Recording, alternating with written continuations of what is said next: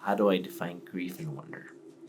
My personal experience with grief revolves around having a very, very close relationship with my two children and having that taken away from me. That was definitely the most profound sense of loss that I've ever felt. And coupled with that, it led to wonder and feeling grateful for all the human connections that came after that.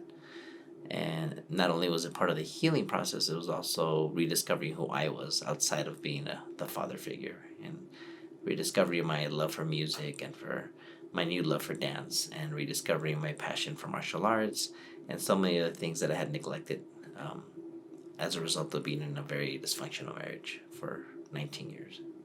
Because of my love for dance, it's developed or evolved into me having a teaching practice of dance and starting to teach blind people and deaf people how to dance. And that's been a blessing to people that would normally have dance be inaccessible to them.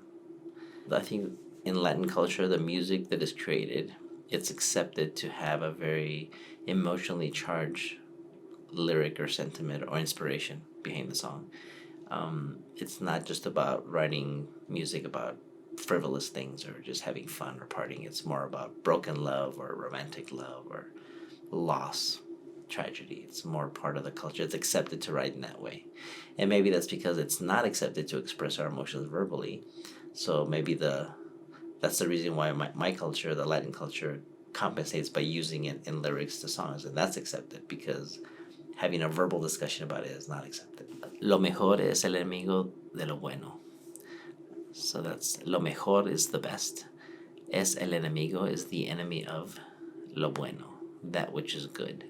Meaning if you're always striving to be the best, you miss a lot of the milestones where you're just producing good work or good art.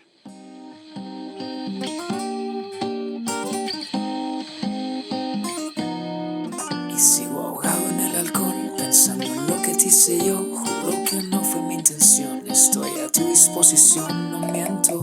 Cuando digo lo que en verdad siento, estoy a punto de salir corriendo hacia ti, ya cuéntame lo que sueles callar. Imagina que soy más que una amistad, vuela, esto puede que duela, corazoncito vuela, deja de una vez por todas lo que te hace mal a ti. Y si tú no eres ese alguien que me hable con la verdad, mejor da la media vuelta, vuelve a tu lugar. Y si tú no eres ese ángel que me cuida desde allá, mejor extiende ya tus alas, solo vuela ya. Vuela, corazoncito vuela, esto puede que duela, voy yo por ti daría la vida, baby. Vuela, corazoncito vuela, esto puede que duela, voy yo por ti daría la vida. Y sigo ahogado en el alcohol, pensando en lo que te hice yo. Juro que no fue mi intención, estoy a tu disposición, no miento. Cuando digo lo que en verdad siento, estoy a punto de salir corriendo hacia ti. Y si tú no eres ese ángel que me cuide desde allá, mejor extiende ya tus alas, solo vuela ya. Hoy no me queda nada más que darte así, mi amor. Belleza, olvida lo que dije, cometí un error. Hoy no me queda nada más que darte así, mi amor. Deja poder apreciarte como si fuera un pintor. Y si tú no eres ese ángel que me cuide desde allá, mejor extiende ya tus alas, solo vuela ya. Solo vuela ya, solo vuela ya.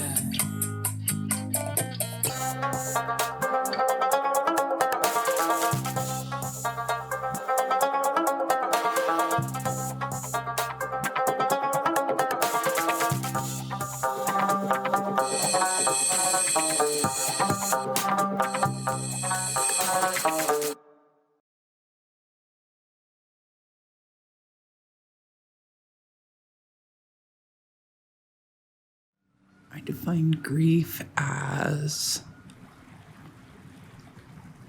sadness for what has been and will no longer be. You know, there's childlike wonder where you're just, I wonder, and it's a beautiful thing. And then there's a wonder of How am I going to do? How is my mom going to be? What's life going to look like after this? You know, is heaven really what they say it is?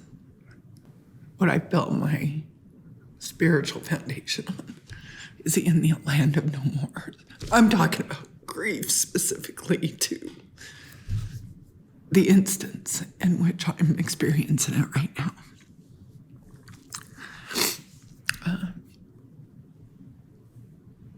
So wonder can mean a lot of things, the unknown and the imagination of the unknown. So the places that your mind takes you when you don't really have the answers. Grief and wonder, grief, heartache and tears, pain and fears, days and years, pain and thoughts, tears overflowing. Wonder, the childlike awe, the dreams of what could have been, the pain of what would have been, and the reality of what should have been. Grief is, I think grief is physical as well as emotional. I think that you feel it deep in your bones. There's the different kinds of wonder. The childlike wonder. Wonder is, I almost, as you grow older, life robs you of that. What are some things that brought you the most wonder when you were a child? Oh, the mountains and vacation with my dad and Christmas. I really, more than anything, play. You know, just to be able to let your imagination just run free and the world is yours to envision. And the older you get,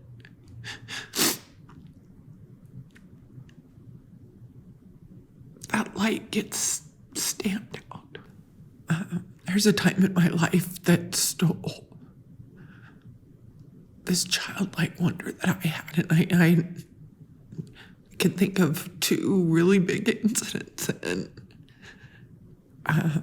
one was the passing of my father, and was the loss of my children.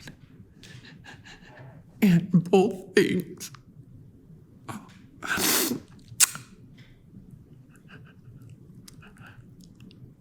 made my wonder not so bright.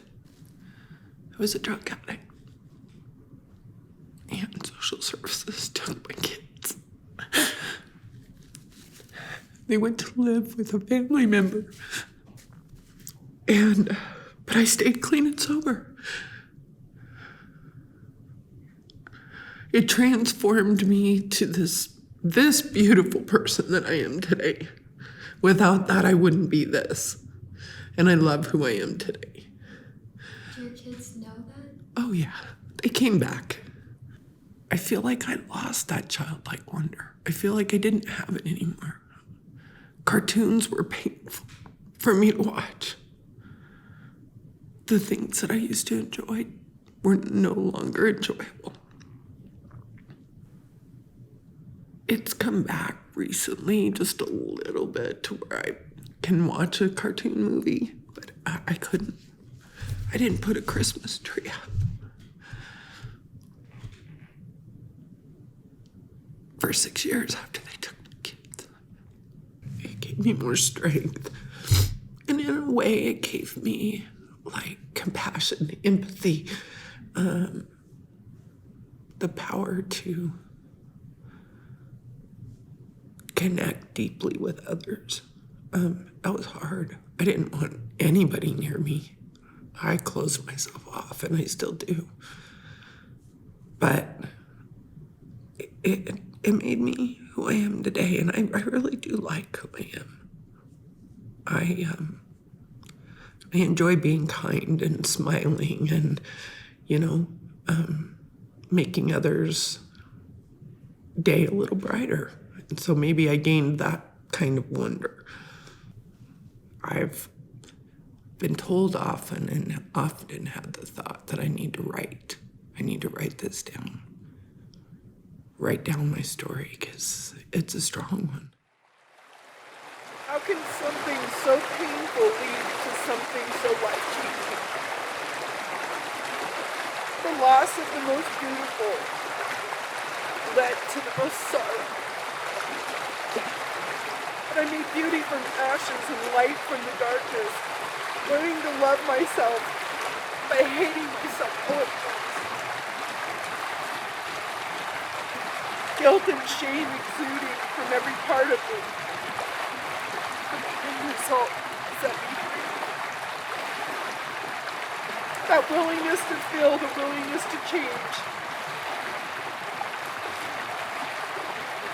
Just walk through the pain and everything that comes up.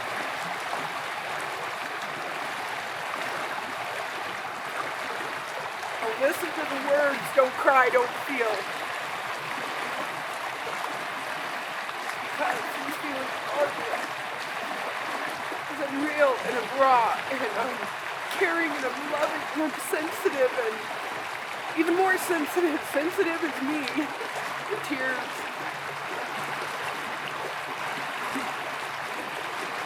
The bruises.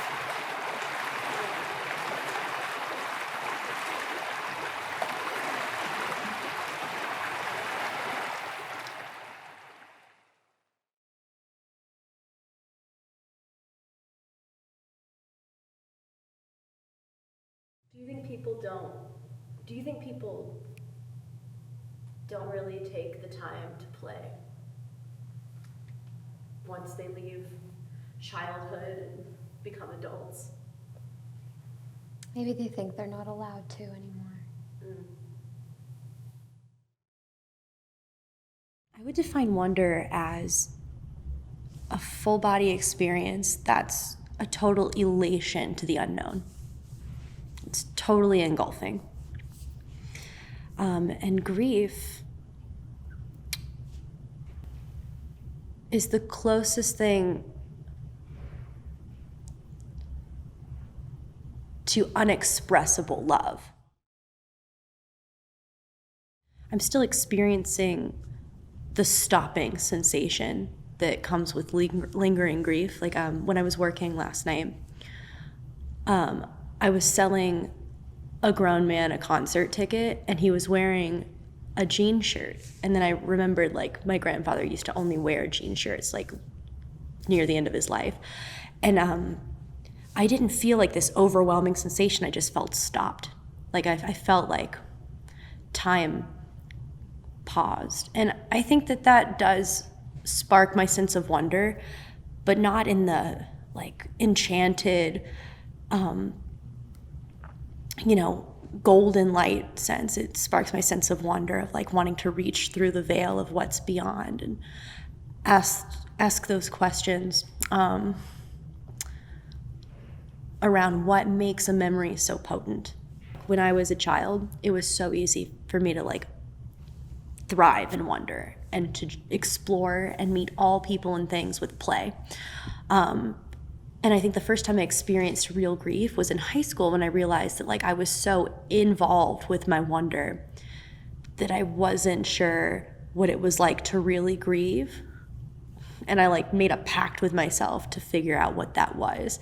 And I feel like since that moment, I've willingly given up a gift that sense of wonder that came so easy, what that was.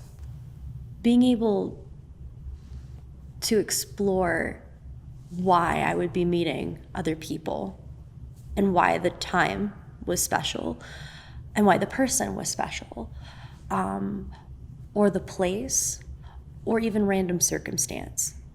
Those things immediately sparked my sense of wonder and joy. Before I was in recovery, I thought that I would be able to touch grief more with, distorting my senses with alcohol or drug use. But, and especially with the cutting, I would try to use that to either stop the grief or tap further into the grief. And now that I don't do either of those things, it feels like an internal struggle where the grief demands to be felt and there's no way to tap out. And the only way